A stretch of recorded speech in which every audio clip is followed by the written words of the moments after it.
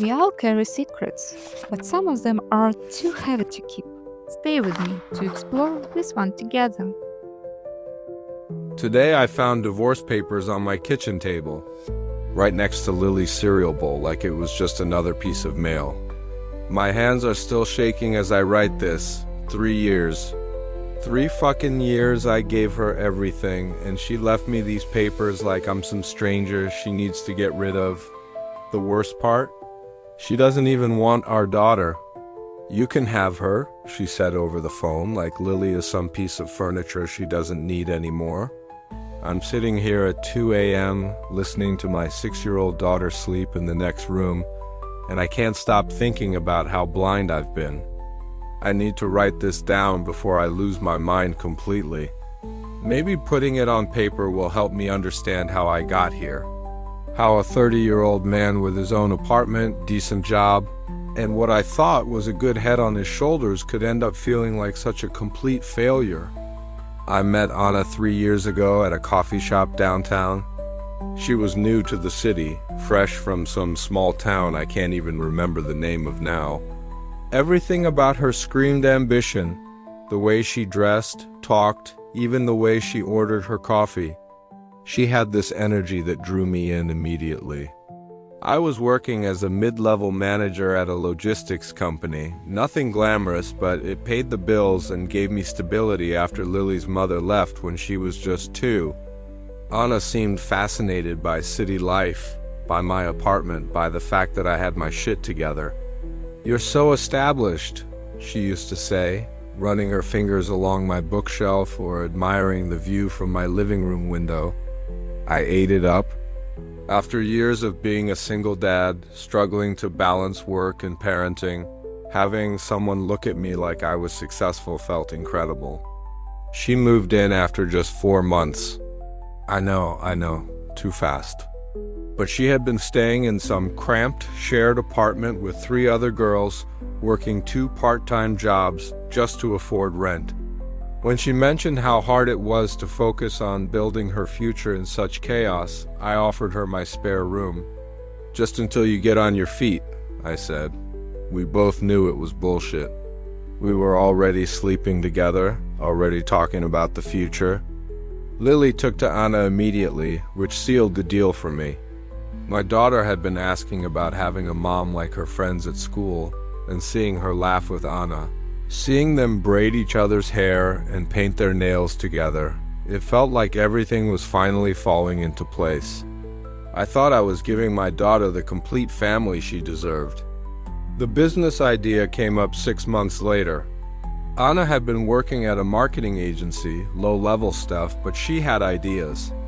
Big ideas.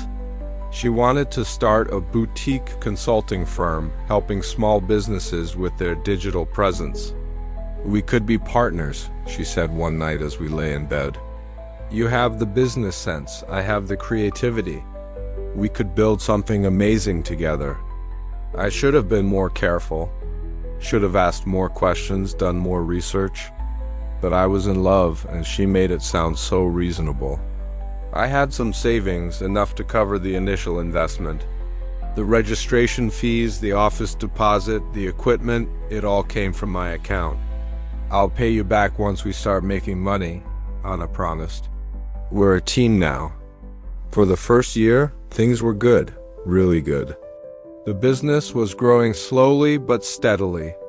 Anna handled the creative side while I managed the finances and operations. We worked well together, or at least I thought we did. Lily was happy, calling Anna almost mom and talking about when we get married. I started looking at rings. But somewhere along the way, things started to shift. It was subtle at first. Anna would make little comments about my clothes, suggesting I wasn't dressing professionally enough for client meetings. "You want to look successful, don't you?"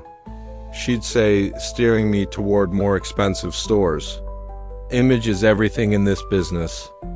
Then it was my social skills. I wasn't networking enough, wasn't charming enough with potential clients. "You're too quiet in meetings," she'd tell me. "You need to speak up more, be more confident." Our competitors are hungrier than you are. I started second-guessing myself constantly. In meetings that used to feel natural, I became self-conscious and awkward. Was I talking too much or too little? Did I sound professional enough? Anna's criticism was constant but delivered with such concern, such love, that I convinced myself she was just trying to help me grow. The worst part was how isolated I became. Anna suggested we spend less time with my old friends. They don't understand what we're building, she'd say. They're just jealous of our success. We need to surround ourselves with other entrepreneurs, people who get it. Slowly, my social circle shrank to just Anna and the business contacts she approved of. The second year of our relationship was when everything started falling apart, but I was too deep in to see it clearly. The business was doing well enough to pay our expenses, but Anna's expectations kept growing. She wanted a bigger office, better equipment, more staff. Every suggestion for caution or slower growth was met with disappointment. "You're thinking too small," she'd say, that familiar edge creeping into her voice. "This is why you were stuck in middle management before I came along. You don't have the vision to build something big." Those words cut deep because part of me believed them. Before Anna, I had been content with my quiet life, steady job, small apartment, simple pleasures. But she made that contentment feel like failure, like settling for less than I deserved.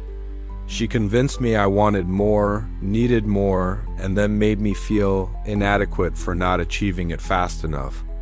The fights started small. Disagreements about business decisions that turned into personal attacks. "You're just like your father," she'd say during particularly heated moments. She'd never met my father, but she knew he'd struggled with alcoholism and self-doubt. It was a low blow, and she knew it. But afterwards, she'd always apologize, cry a little, tell me she was just stressed about the business, about our future together. I started walking on eggshells around her. My mood depended entirely on hers. If she was happy with me, I felt like I was on top of the world. If she was disappointed, I felt worthless. I realize now how fucked up that was, but at the time it felt normal. I thought that's what love was supposed to feel like: intense, all-consuming, dependent. Lily started asking questions I didn't know how to answer. "Why does Anna get so mad at you, Daddy?" Or, "Why do you look sad after you talk to Anna?" Kids see everything, don't they? They cut right through the bullshit adults tell themselves. But I was so desperate to maintain the illusion of our happy family that I just told Lily that grown-ups sometimes disagree about work stuff. The control got worse. Anna started monitoring our business accounts obsessively, questioning every expense I made. She had opinions about everything: what I ate, how I spent my free time, even how I talked to Lily. "You're too soft with her," she'd say. "She needs more discipline, more structure. You're raising her to be weak like you?" That should have been my line in the sand. Nobody talks about my daughter that way. But I was so broken down by then, so convinced that Anna knew better than me about everything, that I actually started questioning my parenting. Maybe I was too soft. Maybe Lily did need more structure. Maybe Anna was right. The threats started subtly. During arguments, Anna would hint that she knew things about our business that could cause problems if they came to light. Tax implications I hadn't considered, licensing issues that could shut us down. "I'm just looking out for us," she'd say, "but other people might not see it that way if they knew certain things." I had no idea what she was talking about at first. All our paperwork was legitimate, all our taxes filed properly. But Anna had a way of making me doubt everything, making me feel like I'd made mistakes I wasn't even aware of. The fear of losing everything, the business, my reputation, my ability to provide for Lily, kept me in line. Sleep became impossible. I'd lie awake at night, staring at the ceiling, trying to figure out where I'd gone wrong. How had the confident, successful man Anna fell in love with turned into this anxious, doubting mess? When had my own girlfriend become the person I was most afraid of disappointing? The moment everything clicked into place was both mundane and devastating. It was a Tuesday evening in March, and I was making dinner while Anna worked on her laptop at the kitchen table. Lily was at her friend's house for a sleepover, so it was just the two of us. I had burned the chicken slightly. Nothing major, just a little darker than usual. Anna looked up from her screen, saw the pan, and her face immediately shifted to that expression I'd learned to dread. The one that meant I'd fucked up again. "Seriously?" she said, her voice dripping with disdain. "You can't even cook a simple piece of chicken without burning it. How do you expect to run a business when you can't handle basic tasks?" Something about the way she said it, the casual cruelty, made me really look at her for the first time in months. And what I saw terrified me. There was no love in her eyes, no warmth, no partnership. Just cold calculation and barely concealed contempt. "I'm sorry," I said automatically, reaching for the pan to start over. "Don't bother," she replied, closing her laptop with a sharp snap. "I'll just order something. Added to the list of things I have to take care of because you can't handle them." I stood there holding the spatula, watching her walk away, and suddenly I could see our entire relationship from the outside. The constant criticism, the isolation from friends, the way she'd moved into my apartment but somehow made me feel like a guest in my own home. The way she'd taken over our business completely, making me feel grateful for the privilege of funding her dreams. I thought about Lily, about the way she'd started walking more quietly around the apartment, the way she'd learned to gauge Anna's mood before speaking. My 6-year-old daughter was developing the same hypervigilance that had consumed me. She was learning that love meant walking on eggshells, meant changing yourself to avoid someone's anger. That night, after Anna had eaten her takeout in cold silence and gone to bed early, because dealing with my incompetence was exhausting, I sat in my living room and really thought about our relationship for the first time in years. Not the version I'd been telling myself, the successful couple building a life together, but the reality. Anna had never loved me. She'd loved what I could provide for her, the apartment, the business investment, the stability, the city residency that made her life so much easier. I'd been a means to an end, and now that she was established, had her own income and social circle, I was becoming expendable. The business accounts were almost entirely under her control now. The apartment lease was in both our names, but she'd been pushing me to add her to the deed. For tax purposes, she'd said, we're practically married anyway. Even our social media presence painted her as the creative genius behind our success, while I was barely mentioned. I spent hours that night going through old photos, old messages, looking for signs of the love I thought we'd shared. What I found instead was a pattern of gradual takeover. Every major decision over the past 2 years had been hers.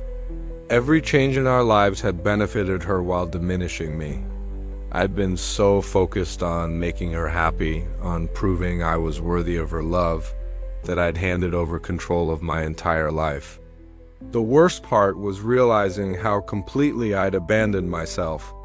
The man Anna had met, confident, stable, independent, no longer existed.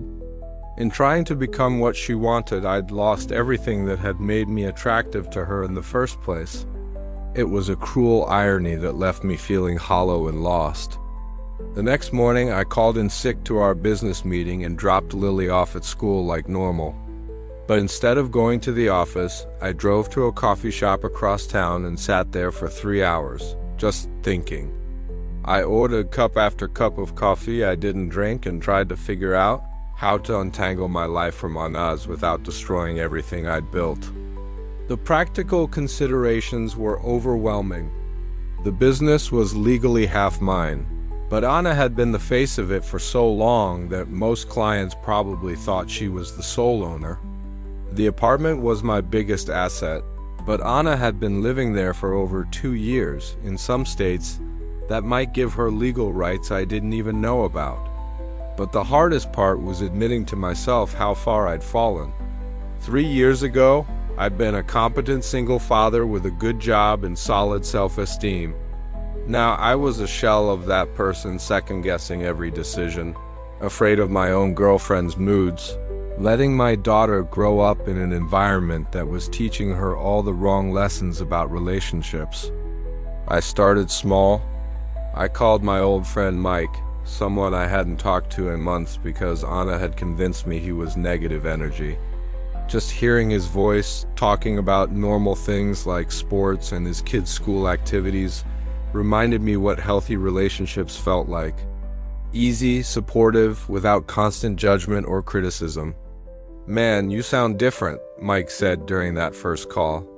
"Everything okay with you?" I wanted to tell him everything, but the words wouldn't come. I'd been isolated for so long, had internalized Anna's criticism so completely, that I felt ashamed of what I'd allowed my life to become. Instead, I just said work was stressful and changed the subject, but it was a start. That weekend, I took Lily to the park, just the two of us. Anna had complained about being excluded, but I held firm. "I want some daddy-daughter time," I said, and for once I didn't apologize or explain further when she looked annoyed. Watching Lily play, seeing her relax and laugh freely without worrying about disturbing Anna or following her rules, strengthened my resolve. My daughter deserved better than this. We both did. I started documenting everything. Not because I was planning to leave yet, I wasn't ready for that level of confrontation, but because I needed to see the pattern clearly. Anna's criticism, her control over our finances, her threats about the business, the way she spoke to both me and Lily, writing it down made it real in a way that just thinking about it hadn't. The turning point came when I overheard Anna on the phone with someone, I never found out who. She was in the bedroom with the door closed, but her voice carried. "The business is doing great," she was saying. "Yeah, I'll probably need to make some changes soon. Dead weight, you know? I can't carry someone forever just because I feel sorry for them." Dead weight, that's how she saw me. After everything I'd invested, everything I'd sacrificed, I was just dead weight she was considering cutting loose. The casual cruelty of it, the way she could discuss destroying my life like it was a minor business decision, finally broke through the last of my denial. That night, I started planning my exit strategy in earnest. It's been 8 months since I found those divorce papers on my kitchen table. 8 months since Anna moved out, taking her clothes and her contempt and leaving behind only the legal documents that would finalize the end of the biggest mistake of my adult life. The divorce was uglier than I expected, but not as bad as I feared. Anna fought for half of everything, the apartment, the business, even shared custody of Lily, despite having shown zero interest in actually parenting her. But when it came down to it, she didn't want the day-to-day responsibility of a child. She wanted the apartment more than she wanted Lily, and she wanted the business more than she wanted to fight for something she'd never really cared about. I kept my daughter and sold my half of the business to Anna for far less than it was worth. It wasn't about the money at that point, it was about freedom. I couldn't bear the thought of being tied to her professionally for years to come, having to coordinate with her, having to see that look of disappointed superiority every time we discussed business decisions. The apartment was harder to let go of. I'd lived there for 7 years, had brought Lily home from the hospital to that place. But keeping it would have meant staying financially entangled with Anna, and I couldn't risk that. We sold it and split the proceeds, and I used my half as a down payment on a smaller place across town. Starting over at 30 with a 6-year-old daughter was terrifying. I had to find a new job, going back to logistics management, swallowing my pride and accepting that I'd failed as an entrepreneur.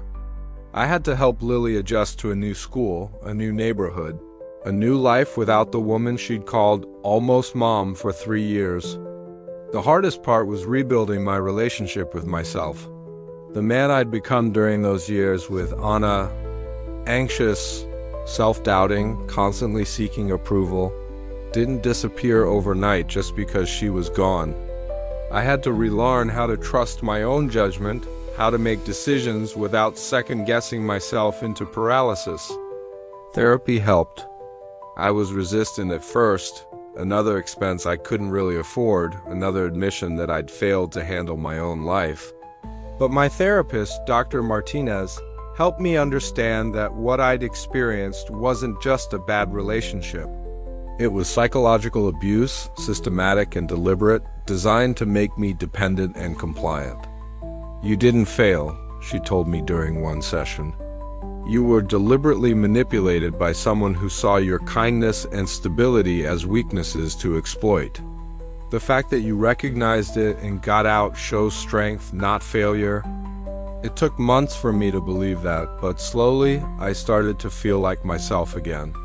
The real myself, not the diminished version Anna had preferred.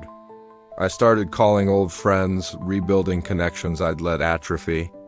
I started making decisions, small ones at first, like what to cook for dinner or which movie to watch, without agonizing over whether they were the right choices. Lily adjusted better than I expected. Kids are resilient, and once she realized that our new life meant no more walking on eggshells, no more sudden angry silences or criticism of everything from her toys to her laughter, she blossomed.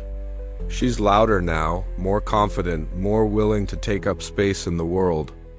"Daddy, you smile more now," she told me a few months ago while we were making pancakes on a Saturday morning. "Even when you're tired, you smile more." She was right. Despite the financial stress, despite the loneliness some nights after she's gone to bed, despite having to rebuild my entire life from scratch, I do smile more, because this life, difficult as it is, belongs to me. Every decision is mine to make. Every mistake is mine to learn from. Every small success is genuinely mine to celebrate. I'm not the same man I was before Anna. I'm more cautious now, slower to trust, more aware of red flags in relationships. But I'm also stronger in ways I never was before. I know now that I can survive having my entire life turned upside down. I know I can start over, can build something new from nothing, can take care of my daughter and myself without anyone's approval or assistance. The other day I ran into Anna at the grocery store. It was the first time I'd seen her since the day she moved out. She looked good, successful, polished, exactly like the ambitious woman I'd fallen for 3 years ago. For just a moment, I felt that familiar tug of inadequacy, the urge to explain myself, to prove that I was doing well too. But then I looked at her more closely and realized something that shocked me. I felt nothing. No anger, no hurt, no lingering attraction. She was just a person I used to know, someone who had taught me an expensive but valuable lesson about my own worth. "How's Lily?" she asked, and I could tell she was asking out of politeness rather than genuine interest. "She's great," I said. "Happy, healthy, doing well in school." "We're doing well." And for the first time in years, when I said we were doing well, I actually meant it. I'm writing this on a Sunday evening while Lily does homework at the kitchen table. She's humming while she works, completely unself-conscious, completely herself. In a few minutes, I'll help her with the math problems she's struggling with, and then we'll watch a movie together before bed. It's a simple life, much simpler than the ambitious plans I once had, but it's ours. Tomorrow is Monday, and I'll go to my logistics job that pays the bills but doesn't set my soul on fire. I'll pick Lily up from school and help her with homework and make dinner that might or might not turn out perfectly. And I'll be content with that because I've learned the difference between settling for less and appreciating what you have. Sometimes I wonder what would have happened if Anna had genuinely loved me, if our relationship had been real instead of transactional. But I don't dwell on it anymore. Some people come into your life to stay, and some come to teach you lessons. Anana taught me that I'm stronger than I knew, that my daughter and I deserve better than scraps of affection given conditionally, and that starting over isn't the end of the world. Sometimes it's the beginning of a better one. If you're reading this and you see yourself in my story, if you're living with someone who makes you feel small and grateful for the privilege, please know that you deserve better. You deserve love that builds you up instead of tearing you down. You deserve a partner who celebrates your successes instead of diminishing them, who supports your dreams instead of mocking them. It won't be easy to leave. It wasn't easy for me. But you're stronger than you know, and life on the other side of that fear is worth every difficult step it takes to get there. I'm proof of that.